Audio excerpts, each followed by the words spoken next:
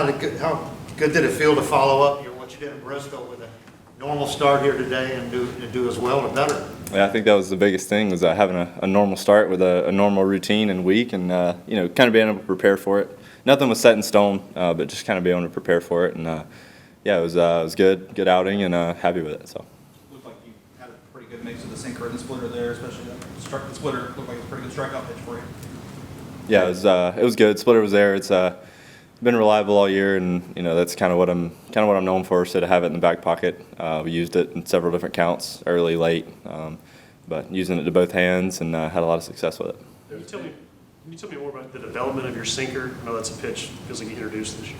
Yeah, Murph caught me when he was on rehab beginning of the year, and he kind of came to me with the idea of it. I was like, we'll give it a shot. We'll try it to righties, and then as the year went on, we kind of used it to both hands.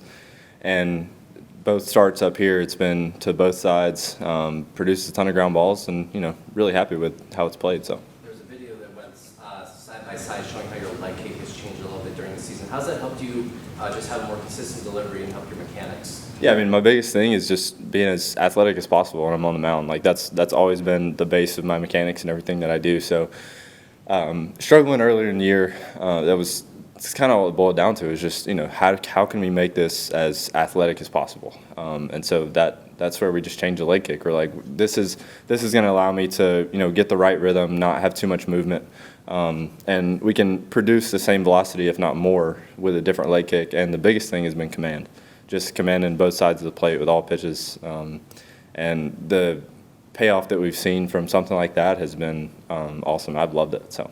How much did you cut out? How much of it did you eliminate? I mean, it's not really thinking about the leg kick. It's kind of like I don't know, I would compare it to like a Luke Weaver type thing, where just the front leg just kind of hangs there, and catch myself in my back foot, and just stay controlled, keep everything under control as possible. So I don't really say we let's cut down 50% of the leg kick. It's just like, let's not focus on making it so big. Like, let's just let it be natural, and let everything happen a little more naturally. Saw your reaction to the profile catch there. Looked like you're in a bit of disbelief. That was unbelievable. First off, the pitch that he got to the pitch, and then I was watching the ball. I was watching him, watching the ball, like you do with something like that. Saw him jump on the wall, and I mean, I saw him catch the ball like as soon as he jumped. That was pretty unbelievable. That was pretty cool. I know she was behind the plate, but how cool did it feel to be part of history today with the first female umpire? Yeah, I mean, I've had her in AAA a couple times. It's really cool. I was, able to congratulate her. That's awesome for her.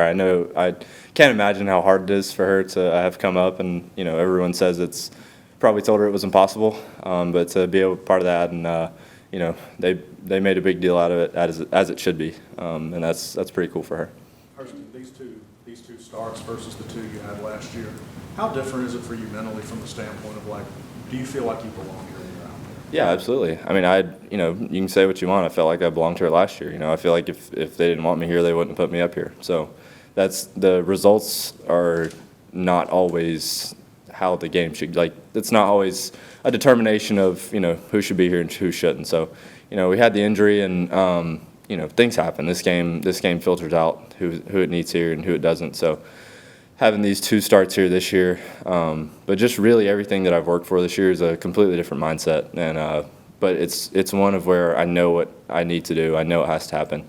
I understand, how the business works, how baseball works. So, it's not really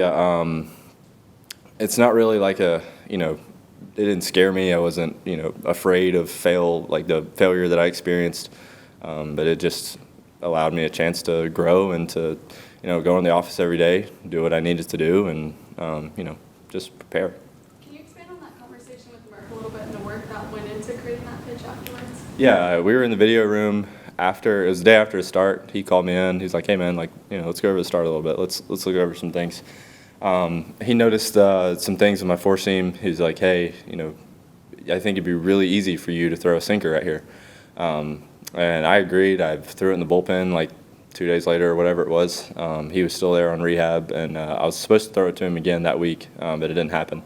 But, it was a lot of video, a lot of comparing myself to other guys who are in the, who have the same arsenal, and how it would play. And work with both hands. But he was really helpful in the process, and you know, kind of opened some doors for me to be able to go and do that, and know that, you know, from what he was seeing, that it would play really well. So. Knowing the struggles that the starting rotation has had this year, especially injuries, what does it mean to come in and deliver the way you've had so far?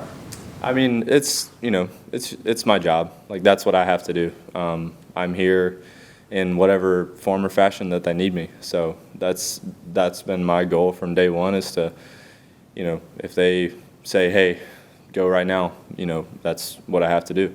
And that's just how the season's played out. So it's very unfortunate for those guys, and they, you know, I see it behind the scenes. They work very, very hard. And, you know, a lot of those guys are very earning of their positions. And, you know, for me to be here and to fill that spot, that's what I work for. And, you know, you can't ever not be prepared for it.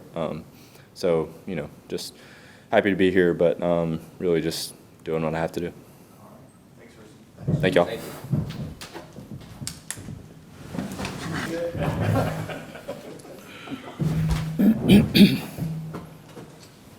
Do you think Waldrep might have pitched his way into the rotation here? Well, I mean, he's not the 27th man, so I'd probably say so. Was that as impressive, or even more so maybe than last week? Yeah. Well, no, I'll be honest with you, that what he went through to get to Bristol, you know, getting up at 4 in the morning, and that was pretty impressive too. But that was really good right there. Holy cow. You know, I just love to see the progression of young guys, and the changes that he's made, and, you know, he's adjusted, and he's pitching. You mentioned his increased confidence this time around. How have you seen that? It always happens. When they come up here and you send them back, they're always better the next time. They always are. And most guys have to do that. The majority of them do. And, you know, and everything's not so new to them. They've experienced it, and they come back, and, you know, it's a totally different animal than it was the first time through.